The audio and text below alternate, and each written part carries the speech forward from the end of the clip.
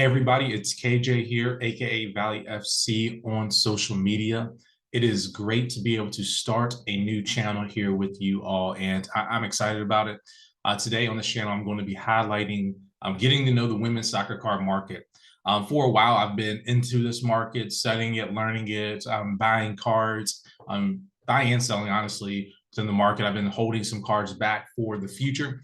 But just a little bit about me and the backstory here. I have been collecting soccer cards for a while. I remember in 1999 getting some packs of MLS cards. I know they're not too valuable today, but I still have them. I was a big Kobe Jones fan, still am, I guess.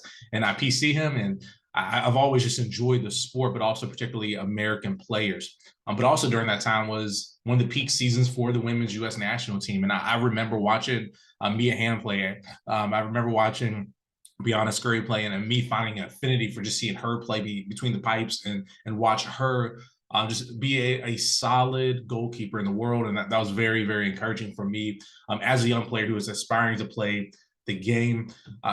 Thinking about the women's card market in general, I was going to Washington Freedom games. I was a United fan, and we would go to the United games, and we would see the Freedom play. So play double headers all the time, and so seeing Hamm and Wambape earlier on together was fun, and so I've been involved in the game, enjoying the game, and particularly women's soccer for a while. But when I re-entered back into the car market later on in life, I first started off in men's, and then I kind of worked my way over into the women's market. And so that's been good. That's been a great journey.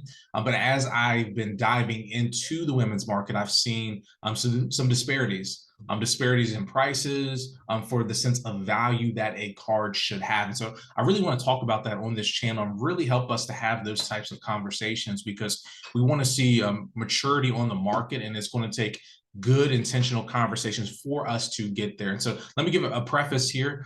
Soccer is a wonderful sport that unites the nations, and there is no other sport in the world like it, right? And so as we think about the global elements of the game, there is no other sport that will bring us all together. And so this channel was created to help that conversation, for collectors to enjoy the journey of collecting soccer cards together, even though we might be connected from all across the world. Just a few notes on myself. I would consider myself a collector and value investor in soccer cards. What that means for me is that I'm not solely just collecting, but I'm also looking for good entry points to invest in a card. And there's other channels on YouTube that really talk about this idea of value investing in more greater detail. If you're interested in that, reach out to me. I would love to send you information about that.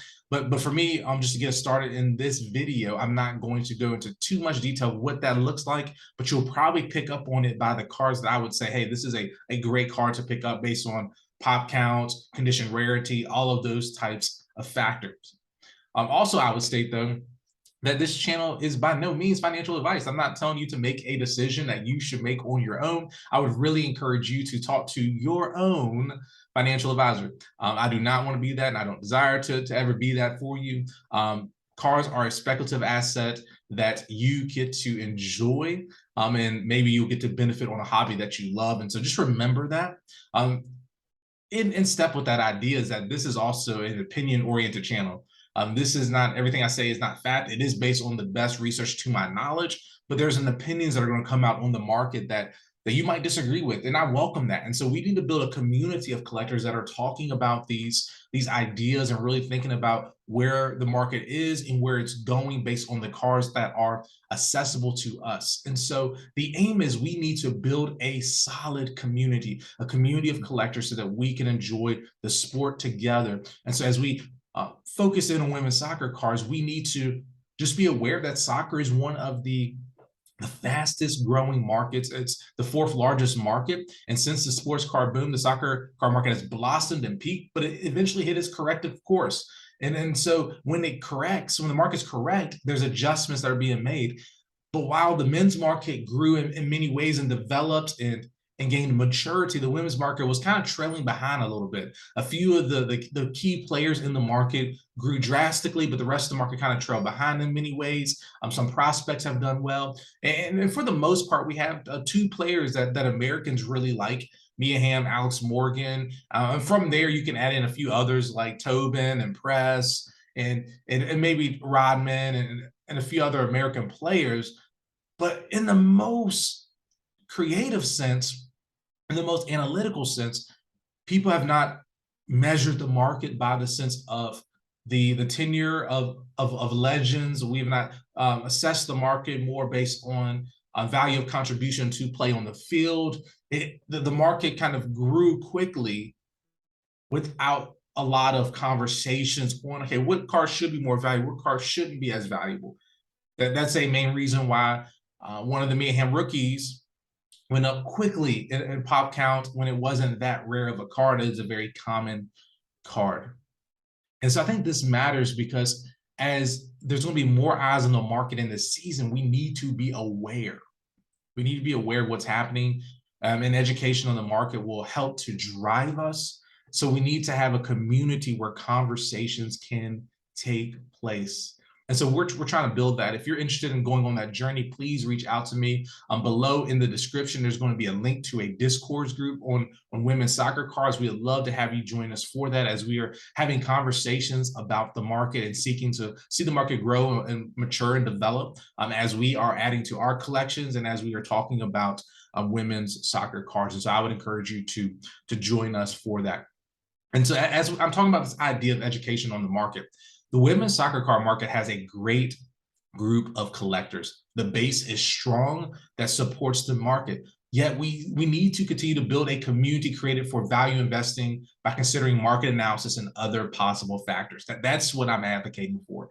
I'm advocating for the educational process to take place with the community of collectors that will help us to find clarity on the valuable cards and sets in our unexplored market. There are a lot of sets that are unexplored. There are a lot of sets that have like very low pop counts. Like there's Mia Hamm cards out there that have like pop 2, pop 3, and there's a few of them out there, but they're actually maybe some rare, some are not as rare. And we need to be able to determine that. And those are great alternatives for us to consider in the market to help us to be able to move forward in maturity, because you might look at the 1994 Upper Deck and say that is a very common card, so you don't want that, but you might be interested in a rare Mia Hamm card.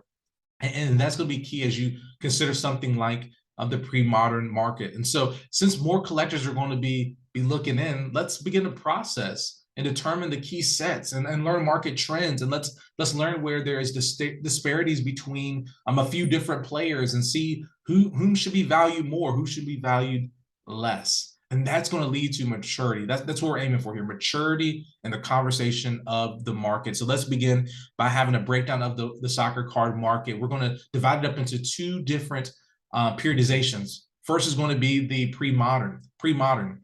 So on the screen, you're going to see that we have the 1991 Michelle Akers SI card. And that card is really the first card that's going to see a key factor in the market. And so the Michelle Akers card was printed in 1991, and it is a Sports Illustrated for Kids card that is fairly common. You can get those pretty easily. There's a bunch of sheets that are probably still around of this, and so I would not buy this as like this is going to be the pillar investment, even though Akers was a great player. She is a legend for the U.S. women's national team, but I would not build a mindset of, hey, I'm going to make a bunch of money off of this card, because there is probably a lot of them out there. We also have the 1999 Rocks World Champions Mia Hamm.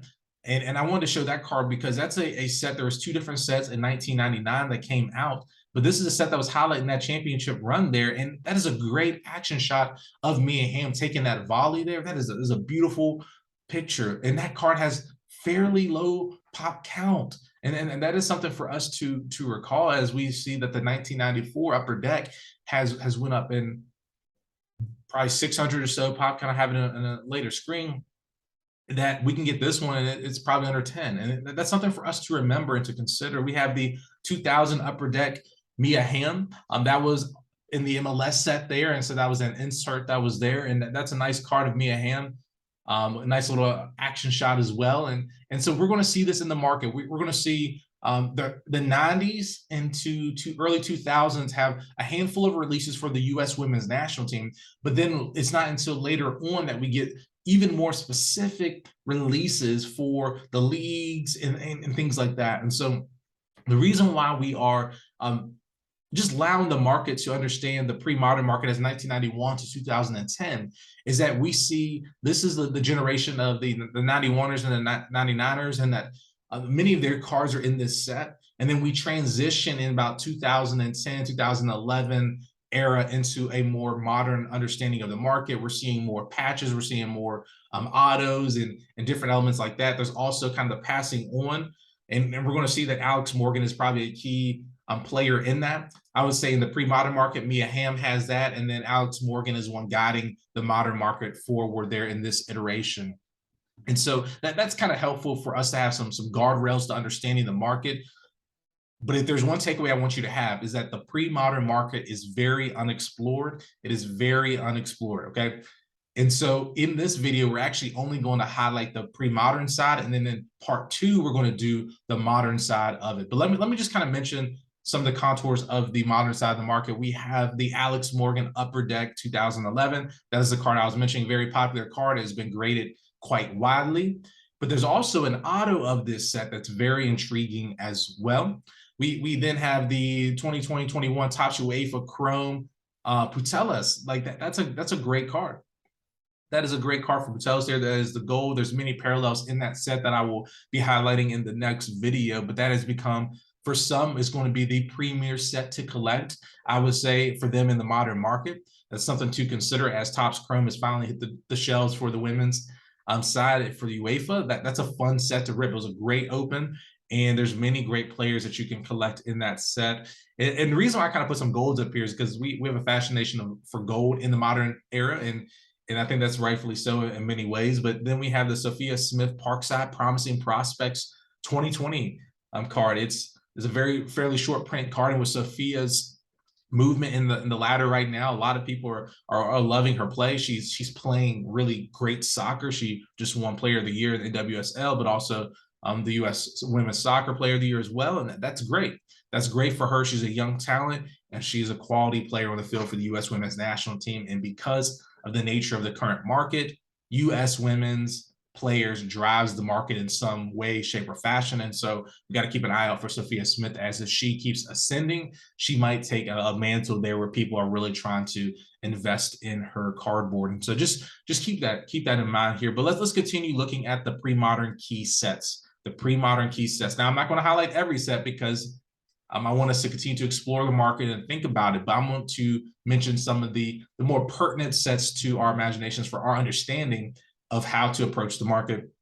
The first is the 1994 Upper Deck World Cup. This is the first major set to feature the U.S. Women's National Team players from a major company. That's really helpful for us to understand because there are actually two versions of this set. There's an English-Spanish version, and there's a French-Dutch version. Now, the women's players are not in the French-Dutch version. To my knowledge, maybe I've missed that. I've been looking and I have not found them in it. I've looked at checklists and whatnot, but they are in the English-Spanish version. If you did not know, this set is heavily printed. I mentioned that earlier. You can still find sealed wax. If you want a nice, fun rip, you want to go open some of these cards yourself, feel free to do that. That could be a fun, just kind of historic rip for you, but do not expect the value to go up drastically. You have an example of that there in the 1994 Julie Foudy number 271 there. She's another great player for us historically, and so someone for you to be aware of. But beyond Julie, we have the Mia Hamm card that I'm going to show on the next screen that we need to look at and just understand that market. And so I'm going to give us some stats on that. But beyond Mia, we have Michelle Akers, Christine Lilly, Julie Foudy, and many more players. And so let's be aware of that in the market. Here's some stats on the Mia Hamm population. There's a pop count of 632. PSA 10, we have 140. PSA 9, 336. PSA 8, 108. And a gem rate of 21%. So the gem rate is not too high, but also we know this is a fairly common card that is probably going to gem some more. But as more people enter into the market and say it kept these percentages, the card could still go up in value, but we just need to know that it's fairly common. So you need to be okay with it going up in value. Percentage-wise, it looks pretty good right now. It's not super easy to gem. So keep that in mind. This is probably a card you want to have in your set. If you're a collector, if you want to be a purist and collect all the Mia Hamm cards, it's a good one to have in your your collection. I wouldn't reach for it, but I would obtain it and put in your collection in a decent grade. The next is the 1999 Rocks U.S. Women's Champion Series. The set includes 21 total cards of players from the historic 1999 World Cup championship team. Right there, we have an image of the Brandi Chastain, number 201. That is a great image of her in that celebration, and that's key, right? That was a key iconic moment within within women's soccer, and Americans are going to remember that moment if you were watching that game. It has been captured in many ways, and kind of video, and so we need to remember that moment. Therefore, that card will probably have a good sentimental value to us on the market, and so that's a card though that is rarely touched in many ways and not even talked about, but it's a key card that is very fun. And there's a lot of great action shots in this set that I would get you to consider. There's Ham, there's Fawcett, there's Foudy, Milbritt, Scurry, Overbeck, and Akers in this set. Here's some of the action shots there. That's a nice picture of Akers there.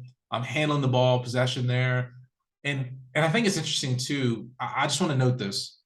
Many of these female players only have 5, maybe 6, if max, cards in this era. So that means that you can collect some of your favorite players and get all of their cards, but also means that if there's not as many of them coming to market, you need to be very intentional in grabbing some of these cards. And so they're out of the 2 sets, this is the more common of the 2 sets, to my knowledge, based on PSA counts and the rarity there. But we need to see as the market continues to grow and develop if that will take root long term. We see Briana Scurry there. In my opinion, the best goalkeeper of all time for the U.S. women's national team. That could be debatable for maybe some others. And then next we have the Mia Hamm shot that I mentioned earlier. All of those are great action shots for us to consider. Next, let's move to the 1999 Rocks Premier Edition. The Premier Edition is different. This is the one I said is more rare to my knowledge. The set includes 20 total cards of players from that historic team. They're rare and they're hard to gem. Look at that gem right there. Out of a total pop of 173, there's only a 5% gem rate, a 5% gem rate. That's really low, really low. So if you are able to obtain the Ham in this set, that might be a good hold out of Ham's card, since it is a rare card and a harder card to gem. So we have Ham, we have Fawcett, Lily, Milbritt, Scurry, and Akers in this set. Let's look at some of those cards together. So we have Kristine Lilly there.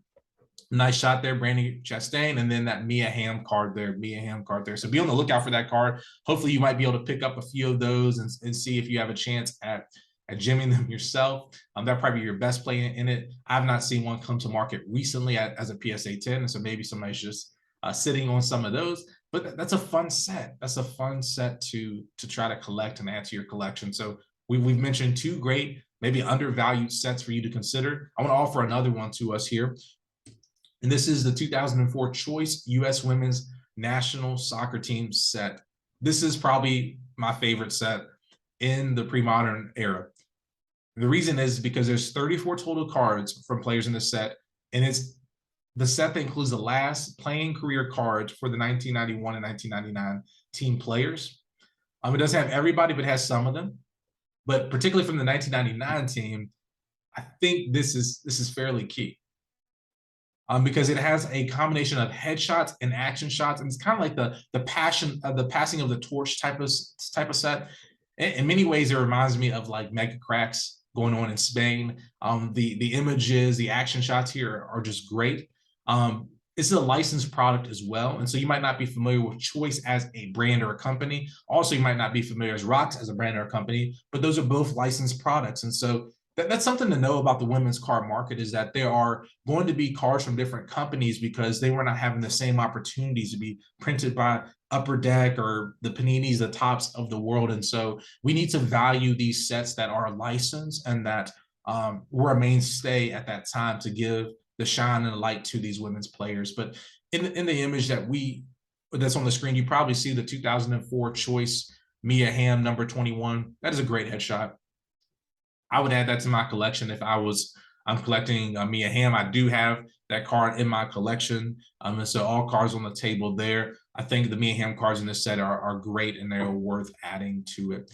We also have the Christine Lilly card there. That's a nice, fun one from a legend in the game for the U.S. Women's National Team. I'm gonna highlight her rookie card later, but I thought that was a fun smiling headshot for her. And then we have two Abby Wambach cards there. Those are actually Abby Wambach's rookie card. I hear sometimes people talking about the 2010 card being her rookie card, but we have this card here is her first card in the U.S. Women's National Team jersey. There's also the SI Kids card, but I favor these cards over those. The action shot is nice, and then we see the headshot as well. And I would keep Abby on your radar. I want to do some more research and have conversations on this later on to talk about the disparity. But Abby is the leading goal scorer for the U.S. Women's National Team, and she trades much less than prospects in the modern market or people who have not cemented their legacy yet. And that should be troublesome to the market as a whole, that someone of that nature and stature is that undervalued. And we need to think, okay, why is that the case? What is the driving factors in the market? So keep that into consideration. The next set is the 2010 MLS Upper Deck WPS. This set features an insert called the WPS SARS, which we see on the screen in the Tobin Heath one there. And so she's holding that jersey on that draft day. And so you're going to find some rookie material for Marta, Hope Solo, and Tobin there. And this is where the set begins, or the market begins to turn towards the more modern side of it. And there becomes this separation between the generations that I had mentioned earlier. There's also those inserts that can be found in relationship to the 2010 set, and that is the WPS marks and the materials cards. And those are fun ones to look at. Let me just highlight some of the marks cards here. We have the Marta card, which for many should be a mainstay. If you can add it to your collection, this is the top of the line card right here. This is out of 100, and this card trades a little bit more frequently than some other Marta cards, but it is there, and it's a fun card to pick up for her. As if you want a rookie auto for her, that this is it. Beyond that, for her, you have the SI card from 2009. But this is a good play here. We have Kelly Smith, the England international, one of their legends, who is undervalued as well in many ways. We have Christine Sinclair, who is the Canadian legend. So we have 3 legends just on the screen. We also have Hope Solo, Abby Wambach in this set. And so Tobin's in the set as well. We have a lot of great players here. This has the potential to be that autograph set that a lot of people will come back to and say, hey, this is a key set. And this is the conversation we need to remember. What drives key sets? Key sets are driven by key players being in that set. That has been the case in all sports card markets, is that if there is a premier rookie player in that set, that drives the value of that set overall, and even the collectability of that set. We have Marta in this set. We have a few other players here that are extremely valuable to the women's soccer historical narrative that people need to be aware of. And people need to kind of pay some deference to them and understand what they contributed to the game. A 5-time FIFA Player of the Year at one point, right? And Roy was like, that's crucial for Marta to know that narrative for her, to know what Kelly Smith has done. And Kelly Smith's still involved in the game, right? She's commentating, she's engaging with the sport. So her relevance is there. As you think about the women's game growing rapidly in Europe, she's going to be a part of that conversation as Europeans enter into the market. And then as we look at Christine Sinclair, for how many goals she has scored internationally for her country, she needs to be a part of the conversation, and she is undervalued herself. As we think about this, there's some key cards for Sinclair that can trade under a Grosso or a Heidema. We should think about that. Is that right? Is that something that we should correct as a community? The next is the 2010 Upper Deck World of Sports card. On the screen, we have the Marta one there. This is another rookie material card for Marta that you can consider. Also in this set, we have Hope Solo, Tobin, we have Sinclair, and a few other players that might be accessible for you. So far, these cards have a fairly low gem rate, but you can find them on the market. And so with more of them being graded, we might see that pop count go up for sure. So we should always expect pop counts to go up, but they haven't been gemming when they have been graded. So that might be a great entry point if you can find a PSA 10 in this. I like this Marta card because a lot of people remember Marta for her contribution to the Brazilian national team, and so maybe that's for you a good card to pick up. I don't think you can go wrong with Marta or Ham or Sinclair, any of these players in this pre-modern market. Also, some of the cards are highlighted there. As I mentioned, Abby Wambach's in there. Kelly Smith, another card for her is there. And then Tobin has a card there as well. So again, these are all cards. Let's begin to familiarize ourselves with, begin to add them to our collections and consider their value and their contribution to the growth and the development of the market overall. At this point, though, I do want to kind of move us into a kind of a moment of highlighting some of the key rookie material. I've tried to give some contours of a few key sets that I believe that are impactful for the pre-modern market. This is not saying that those are the only sets. I hope we find new sets. You know, we're always looking for opportunities. We're always looking for possibilities there. And I really do think we're going to find some more cards that are going to pop up. And so we need to be on the lookout for them. But here's some key rookie cards that we just need to be aware of. The first is the Mia Hamm one. It's the only women's soccer card to hit $30,000 in a PSA 10. There's only 3 of those PSA 10s. There's a bunch of 9s, and there are a bunch of sheets that are left that have not been separated. And so you can actually find a card, maybe raw to grade it and possibly get a 10. That's possible. Since then, it's went from 30,000 downward because the market has corrected. But in general, when people want a Premier Mia Hamm card, they want this 1992 SI card in their portfolio per se, or their collection. For me, I wouldn't stretch for a 10 in this. I would just get one added to my collection, but it's something that you can always try to take an opportunity on to grade. Be aware, though, that grading perforated cards is really hard, that PSA is fairly subjective on that. You can see many of them that look very similar, but they have a wide range of grades. And so just be aware of that. I mean, that can be the same case for any card, but in particular, these perforated cards, we need to be very cautious about that.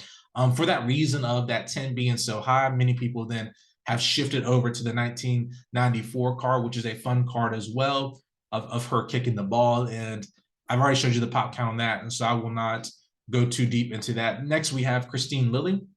We have her 1994 SI card, her 1994 Upper Deck card. Again, the pop count's not high for the Upper Deck card, but we know how many's out there, so that can only go up. But again, if you get a 10 in it, it might be nice to have a 10 in your collection if you are trying to have a wider collection. And then also we have her Sports Illustrated for Kids card, which we are not aware of that many of them being graded thus far, and you do not see as many of the sheets on the market. But if her cards keep getting graded, people will probably bring the sheets out if they have been collecting those sheets. And so be aware of that. But again, it's good to know whose rookie cards are in what sets and where they're at. The next is Michelle Akers. We have her 1991 card that I mentioned. And then also rookie material for her is her 1994 Upper Deck. And this is something we're going to continue to see in the women's card market, particularly for the pre-modern side. You're going to see a player have a card a little bit earlier for their SI card, and then their cardboard card will come out later on. And we need to be aware of that and to allow the market to kind of determine what we value. Right now, many people do value the SI cards, but maybe we shouldn't value them as high. And that's partially because the Mia Hamm card has set a trend and a trajectory. But in some cases, we need to look at the alternatives and find out which one is rare or which one is more condition rarity and those things. I've already mentioned the Abby Wambach 2004 choice card. That's one you need to keep on your radar and be aware of. And so keep that in the back of your mind as you're looking to add some of the legends to your portfolio. And then we have the Marta card there on the 2010 Upper Deck, MLS in the world of sports. The WPS stars insert is there that people can get. It's fairly accessible. It trades a lot less than probably half or so less than the Mia Hamm rookie. I think that's a big conversation we should have. If you're buying the 2010 WPS Stars 10, or you're going to buy the 1994 Upper Deck card, I think we should look at that and look at their careers and what they've done, and think man, Shamarda be that low in comparison to Mia Hamm? That's a conversation for us to have in the community. Feel free to reach out if you have some thoughts on that. Drop that in the comments below. And then we have the Carli Lloyd card from 2008 that falls in here, but we do not find much from her until later on. And so that's the interesting thing about this market. We go through 4 or 5 years sometimes until we get another card for a player. And so let's keep that in our minds. And as we're navigating the market and we learn about cards, and some cards might pop up. And so let's keep learning. And so I know that was not at the end there all of the possible players that need to be on your mind, but I try to highlight a few different players throughout to get the conversation going. But here's where I want us to leave off at. The women's soccer card market has a limited amount of cards in the pre-modern market, which makes it great for collectors. You can go and grab most of the cards of the players that you grew up watching or the players that you watch and you love. But beyond the Mia Hamm rookie cards, the pop counts are low. But this does not mean that every card is rare. But like other markets, condition rarity will be the key until we have a greater understanding of what is available. That's going to take us spending time in the market, watching the market, how it grows, how it develops and it builds, saving searches, having conversations with everybody else. That is going to be really crucial for us. And last in that is that the prices of the legends today are too comparable to today's young talent. And that's a note I just want us to kind of linger on for a moment. When we find the Rodmans and the Smiths, the Heidemas, the Grossos, whoever it might be in the world right now, trading at the same value as a Hamm, a Marta, a Sinclair, or more than them, or Abby Wambach, like that, we need to think, okay, is the market maturing in the right direction? We love prospects. We love trying to grab a hold of that next great talent. But in the end result, markets always correct. And so if the market is going to correct someday and put them in a conversation in light of the Hamms and the Martas, we need to be ready for that correction. And we need to be very cautious about our entry point. And as we think about some of these cards, we need to begin to consider our situation and consider opportunities. Let me give one last example of this. Jaden Shaw's cards have been trading lately from Paramount, and a lot of people have been going for an auto and been investing decent money in it. But slowly under the radar, I wish I put it on the screen, but I didn't. But under the radar, at the end of December, there was a 2010 Marta autograph card that was from the product, right? That went for $175 best offer. So people are paying more for a Shaw rookie auto than a Marta. Now that could have been on the seller for putting up the card at the wrong price. We can get into those conversations, but it just shows the disparity in trading. You can get a Marta rookie card in general for about $100, $150 in a PSA 10 or SGC 10. I saw one of those recently out there for like under 100. You can get them at great entry points, but we are looking to players sometimes that do not even have the possibility of being in that Legends conversation. So as the market grows, develops, and matures in the pre-modern market, we need to be aware and wise of the opportunities that are there for us. And we need to continue to have detailed conversations that are going to move us forward. Again, if you want to go on this journey with us, feel free to like the channel, subscribe below. There's going to be more content going out. I'm going to do part 2 in the near future. If you're interested in joining the Discord group, feel free to check the link below and join us in that conversation. Thank you all for tuning in. This is the beginning of us having conversations on the card market. Thank you.